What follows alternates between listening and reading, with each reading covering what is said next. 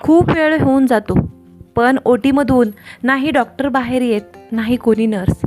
वाणी आणि प्रसाद आता पुरते घाबरले होते. काय वाढून ठेवलं आहे त्यांच्या पुढ्यात देवालाच माहीत होतं. काही वेळांनी बाळाचा रडण्याचा आवाज येतो. वाणी प्रसादला मिठी मारून होती. ती बाळाचा आवाज ऐकून उठून ओटीजवळ जाऊन उभी राहते. एक नर्स बाहेर येते. सोबत एक छोटंसं बाळ असतं. तिने जवळ येऊन वाणीकडे ते बाळ देते. अभिनंदन, मुलगी झाली आहे. नर्स बोलवून बाळाला वाणीकडे देते. नर्स, वेदू कशी आहे?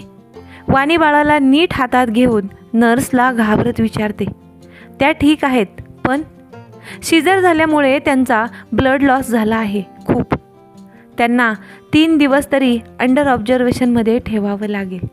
नर्स बोलून निघून जातात. रुद्र, तुम्ही झोपला नाहीत अजून? रुद्रचे काका त्याला गार्डनमध्ये बघून त्याच्याजवळ येतात. काका, तुम्ही? ते म्हणजे रुद्रला काय बोलावं ते समजत नव्हतं. मला माहीत आहे तुम्हाला वेदांगीची खूप आठवण येते ना, काका बोलतात. तसं रुद्र चमकून काकाकडे बघतो. हो, रुद्र जड आवाजात बोलतो. तुला एक सांगू, तू जे काही वेदांगीसोबत वागलास ते मला नाही पटलं. ती पोरगी आपलं सगळं सोडून तुझ्यासाठी इथे येऊन तिच्या मनाविरुद्ध सगळं सहन करत राहिली. तुझ्यासाठी घरातल्या सगळ्यांना आपलंसं केलं, रीतीभाती शिकून घेतल्या. अजून तू तिला तुझी खरी गरज असताना तूच तिची साथ सोडलीस. माहीत आहे तू फक्त मुलगा पाहिजे एवढाच हट्ट केला होतास, पण तिच्या मनाचा विचार केलास कधी? ती तर फक्त आई होती आणि तिला फक्त तिचं आई पण जपायचं होतं. पण तू तर तेव्हाच तिला दुःख दिलास. काका, मी फक्त मुलगा पाहिजे एवढं बोललो होतो, पण तिने तर घर सोडून मला सोडून जायचा निर्णय का घेतला? एकदा पण बोलू वाटलं नाही का माझ्यासोबत? रुद्र, तू समजून घेणार होतास का तिला, तिच्या भावनांना? शेवटी तू पण तुझ्या वडिलांचा मुलगा झालास. तुझ्या हट्टापायी सोन्यासारखी पोरगी गमावून बसलास. काका, खरं मला एकदा तिने माफ करून संधी द्यायला हवी. खरं कधी तिला आणि आमच्या बाळाला दुखावणार नाही. रुद्र आता रडत बोलत होता. आता वेळ सांगेल तुला संधी भेटेल की नाही, आणि भेटली तर नक्की त्याचं सोनंच कर. आता जाऊन झोप, जास्त विचार नको करूस. काका थँक्स, तुमच्यासोबत बोलून माझं मन हलकं झालं. रुद्र मिठी मारून बोलून रूममध्ये जातो. तुला संधी तर देव करो, नक्की भेटू, पण तुला त्यात संधीचं सोनं करायला तुझ्या जन्मदात्यांच्या विरुद्ध जावं लागेल. काका स्वतःशीच बोलून कोणाला तरी कॉल करतात. वेदू अजून शुद्धीत आली नव्हती. वाणी बाळाला घेऊन जवळच बसली होती. गप्पा चालू होत्या आत्या आणि भाचीच्या. वेदू हळूवार आवाजात बोलत होती, कारण 3 तासांनी तिला शुद्ध आली होती. वेदू बाळा, ठीक आहेस ना तू?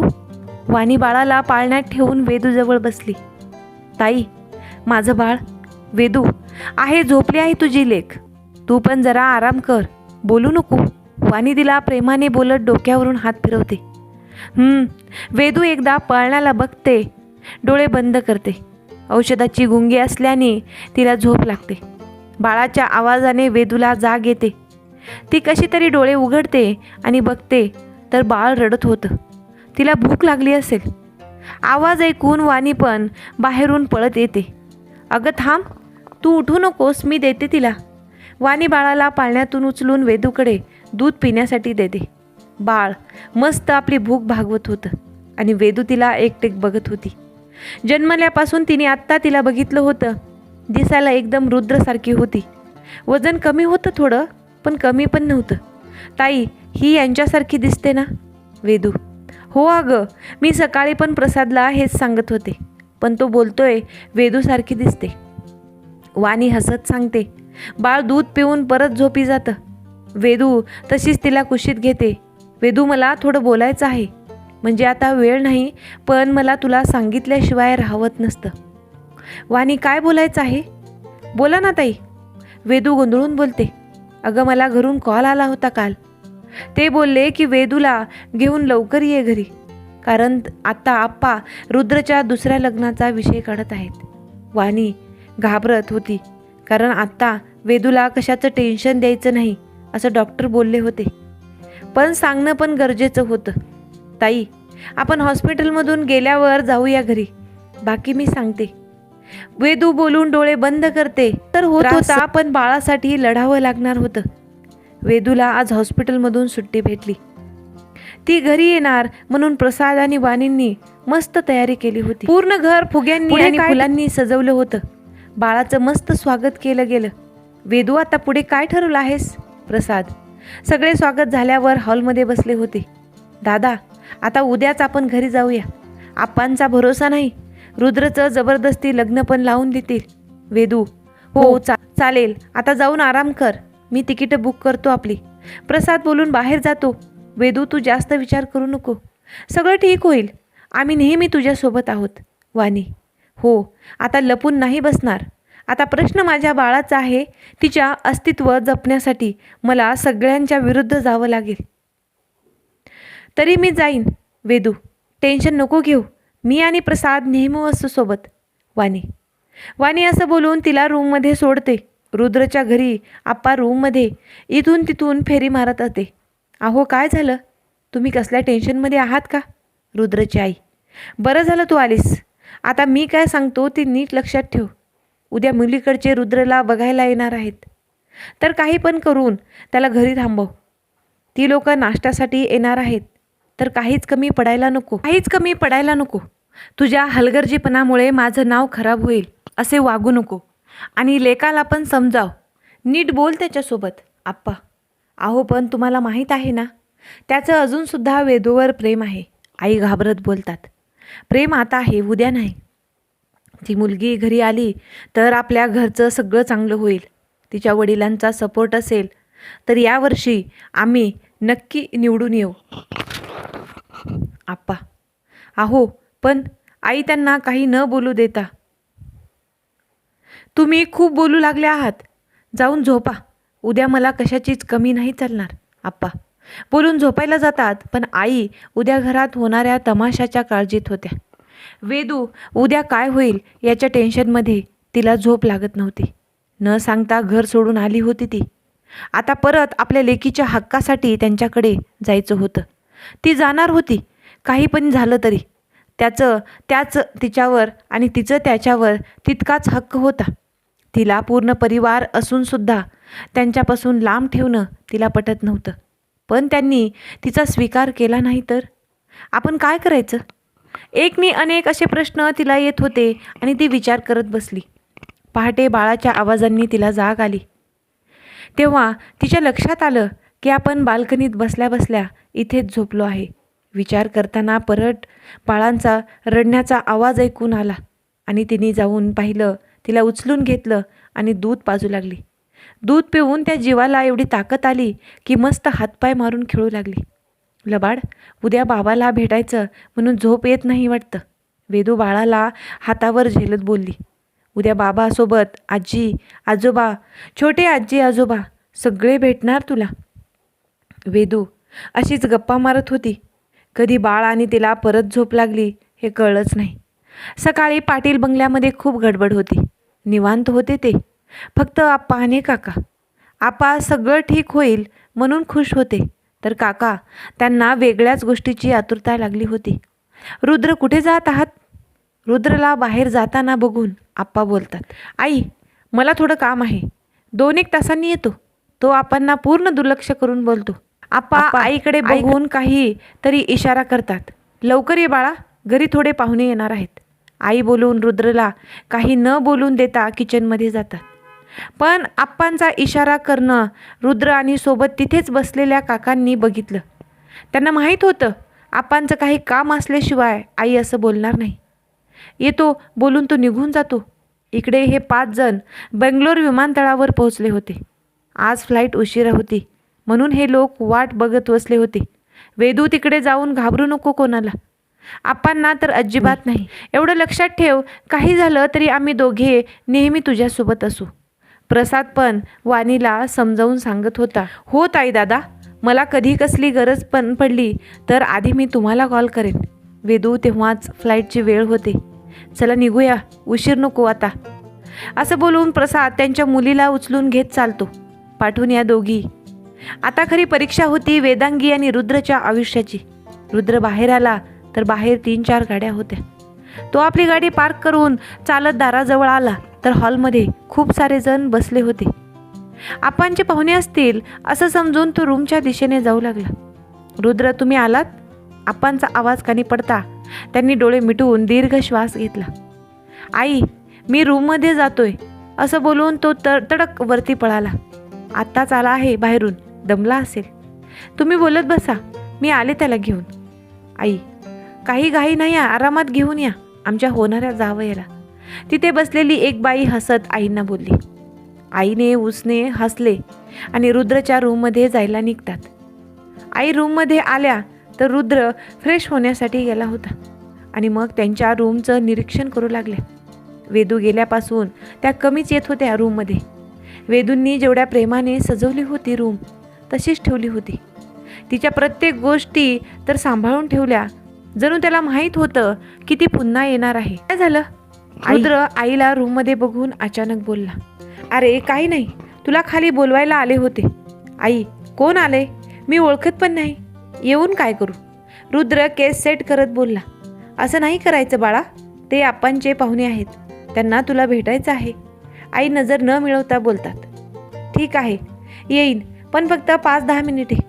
तू खाली जा, मी येतो. रुद्र, ठीक आहे असं बोलून आई खाली जायला निघालेल्या असतात. काय झालं मालकीनबाई, तुम्ही एकट्या आलात? आप्पा, रुद्रसोबत दिसला नाही म्हणून बोलतात. रुद्र फ्रेश होऊन येतो बोलला. आई, येऊ दे आरामात, आम्ही आहोत. तो माणूस बोलला. यावेळी या सगळ्यांमध्ये ती मुलगी शांत होती. तिला रुद्र तर पहिलाच आवडला होता, म्हणून तिच्या हट्टी स्वभावामुळे तिच्या वडिलांनी रुद्रच्या लग्नाची मागणी घातली होती. रुद्र पायऱ्यावरून खाली आला तर सगळे त्यांच्याकडे बघत होते. त्याला वेगळंच वाटलं. तो येऊन काकांच्या बाजूला बसला. हे आमचे चिरंजीव रुद्र पाटील, आपा ओळख करून देत बोलले. नमस्कार जावई, आम्ही शेखर मोहिते. तो माणूस, मुलीचा पप्पा, हसत बोलला. 1 मिनिट, तुम्ही मला जावई काय बोलता? रुद्र गोंधळून बोलला. का म्हणजे? आता तुम्ही आमचे जावई होणार आहात. तो माणूस हसत बोलला, पण इथे रुद्रचा पारा चढला होता. काय बोलता तुम्ही? तुम्हाला तरी कळतंय का? माझं लग्न झालं आहे. रुद्र आवाज वाढवून बोलत उठून उभा राहतो तर तिथे सगळे त्याचा अवतार बघून उभे राहतात. आप्पा, काय चालू आहे? तुम्हाला एकदा बोललो ना मला लग्न नाही करायचं, मग का समजत नाही तुम्हाला? आणि तुम्ही निघा आत्ताच्या आत्ता. रुद्र आप्पावर आवाज चढवून बोलतो, सोबत पाहुण्यांना सुद्धा. पण रुद्र, नीट बोला, ते आपले पाहुणे आहेत. आप्पा रागाच्या भरात बोलतात. मग तुम्हाला पण एकदा सांगितलेलं कळत नाही?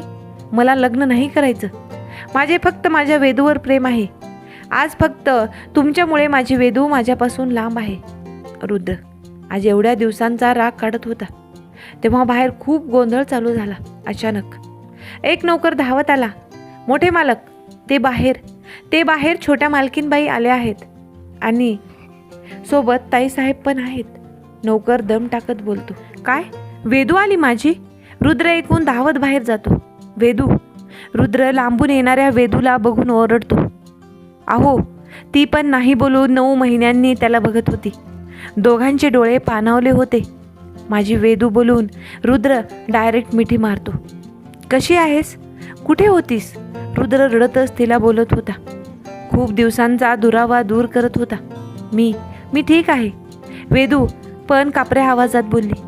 रुद्रचं लक्ष वाणीकडे जाते तसं तो वेदूला लांब करत तिच्या जवळ जातो. कसा आहेस? वाणी पण खूप वर्षांनी त्याला बघत होती. मी ठीक आहे. हे बाळ? त्या क्षणी वाणीच्या हातात असलेल्या बाळाकडे त्याचं लक्ष जातं.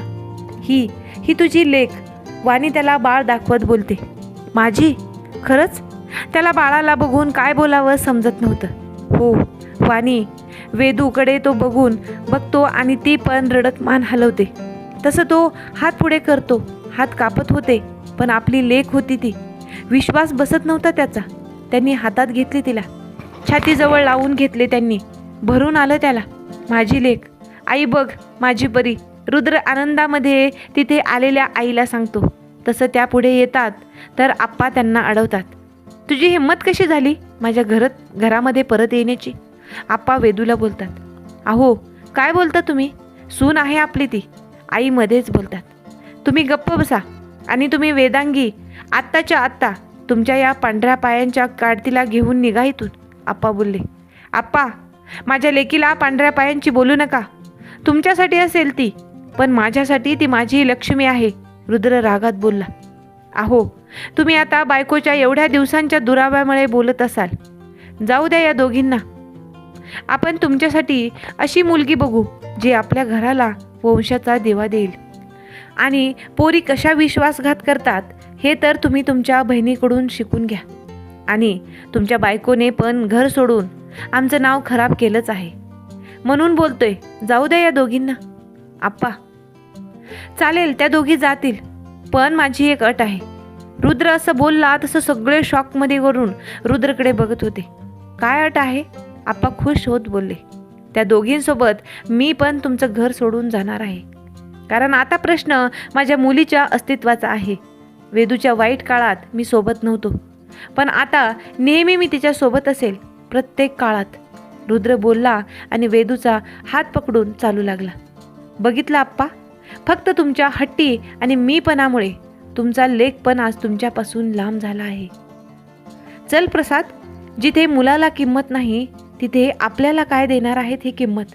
वाणी बोलून नवऱ्या आणि मुलीसोबत निघून जाते. आप्पा फक्त त्यांना जाताना बघत असतात. तेव्हा काका आणि काकी पण बॅग घेऊन आले. सॉरी दादा, बाबांची जागा दिली होती मी तुला, पण बाबांचा एक पण गुण नाही घेतलास तू. अरे देवांनी एवढे सोन्यासारखी मुलं दिली तुला, जे आमच्या नशिबात कधी आली नाहीत. पण तुला भेटून सुद्धा तुला त्यांची किंमत कळाली नाही. तुझ्या वंशाच्या हट्टापायीच मी वेदूला वाणीकडे जायचा सल्ला दिला होता. काका बोलतात तसं आप्पा त्यांच्या कानाखाली देतात. तुझी एवढी हिंमत की माझा भाऊ असून तू काल आलेल्या त्या पोरीला मदत केलीस. काय मागितलं होतं मी? फक्त एक मुलगा, मग त्यासाठी एवढे नखरे केलात तुम्ही? निघा आत्ताच्या आत्ता. आप्पा आम्ही जाणारच आहोत, पण एक सल्ला देतो, तू पण तुझे विचार बदल, नाहीतर तू पण एकटा राहशील. चल नीलम. काका काकीला घेऊन जातात. अहो थांबवा भाऊजी आणि नीलमला, सोबत रुद्रला. आई रडत बोलतात. जाऊ दे, काही अडत नाही माझं त्यांच्याशिवाय. आप्पा अजून मी पणा सोडत नव्हते, पण मग ठीक आहे, मी पण माझ्या मुलांसोबत राहणार. कमला माझी बॅग आण. आई पण आता रागात बोलल्या. किती पण झालं तरी त्या आई होत्या. जशी तुमची मर्जी, पण नंतर कुत्रं पण हाल नाही विचारणार तुमची. अशी होईल ना तुमच्या सगळ्यांची हालत, तेव्हा येऊ नका माझ्या घरात. आप्पा बोलून बंगल्यात निघून गेले. आता सगळे रुद्रनी स्वतःच्या कमाईतून घेतलेल्या 2 BHK फ्लॅटमध्ये आले होते. आई, काका, काकी, वाणी, प्रसाद, रुद्र, वेदू आणि 2 पिल्ले. रुद्रनी तर आल्यापासून तिला कोणाजवळ दिलं नव्हतं. पिल्लू, मी तुझा बाबा. रुद्र तसं तो लहान जीव पण ओळखून जणू हातपाय मारू लागली. आई ही बघ, पूर्ण माझी कॉपी आहे. रुद्र आईला बोलला. रुद्र, मला टेन्शन आलं आहे. तुझे आप्पा असे आहेत माहीत आहे ना तुला? आई तू टेन्शन घेऊ नको, त्यांचे पण विचार बदलतील नक्की. आता तू फक्त तुझ्या 2 नातींसोबत खेळ. असेच काही महिने गेले. वाणी आणि प्रसाद पण बेंगलोरला निघून गेले होते. रुद्रनी पण आता स्वतःच्या जीवावर चांगला जॉब मिळवलेला होता. वेदूची फॅमिली पण येऊन जाऊन आपल्या नातीला भेटायला यायची. आप्पा आता जास्त करून स्वतःच्या घरात असायचे.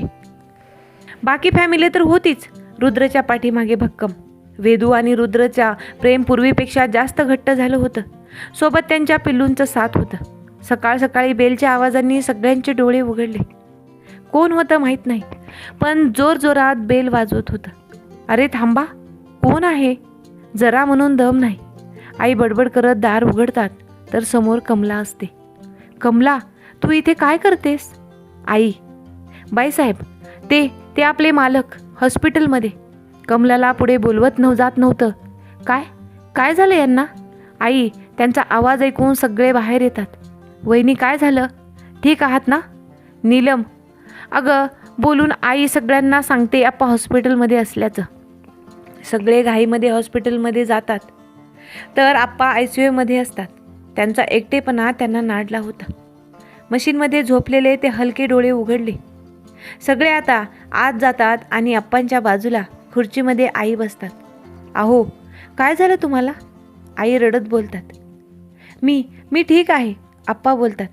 कसं तरी कमलाकडून कळलं की घरातले निघून गेल्यावर आप्पा पूर्ण एकटे पडले होते. नीट खातपीत सुद्धा नव्हते. कमजोर झाले होते. काल रात्री अचानक त्यांना छातीत दुखायला लागलं. म्हणून नौकर लोक त्यांना हॉस्पिटलमध्ये आणतात. आम्हाला माफ करा. आम्ही तुमच्या सगळ्यांसोबत चुकीचं वागलो आहे. सगळ्यांचे दोषी आहोत आम्ही, वेदांगी आणि वाणीचे जास्त. आम्हाला माफ करा आणि परत आपल्या घरी निघून या. मी नाही राहू शकत तुमच्याशिवाय. आप्पा हात जोडून बोलतात. नाही आप्पा, तुम्ही हात जोडू नका. आई वडिलांना माफ करायचा हक्क आम्हाला देवांनी नाही दिला. वेदांगी पुढे येत बोलते. बघा मालकीनबाई, आमच्या सुनेचं मन मोठं आहे. त्यांनी लगेच माफ केलं, पण अजून पोराने माफ नाही केलं. आप्पा काहीशे नाराज होत बोलले. असं काही नाही आप्पा, तुम्हाला मी नेहमी माझा देव मानला आहे. पण आम्ही सगळे घरी येऊ, पण माझ्या लेकीला घेऊन येऊ. ते चालत असेल तर सांगा. रुद्र, अहो, आमच्या नातीच्या जन्मामुळेच तर आम्हाला अक्कल आली ना. आप्पा हसत बोलले. कुठे आहे आमची नात? आम्हाला बघायची आहे. आप्पा हसत उत्साहात बोलले. आहे बाहेर कमलाकडे, आणते मी. वेदू बाळाला घ्यायला बाहेर गेली. ही बघा आप्पा तुमची नात. रुद्र बाळाला त्यांच्या जवळ देत बोलला. किती गोंडस आहे.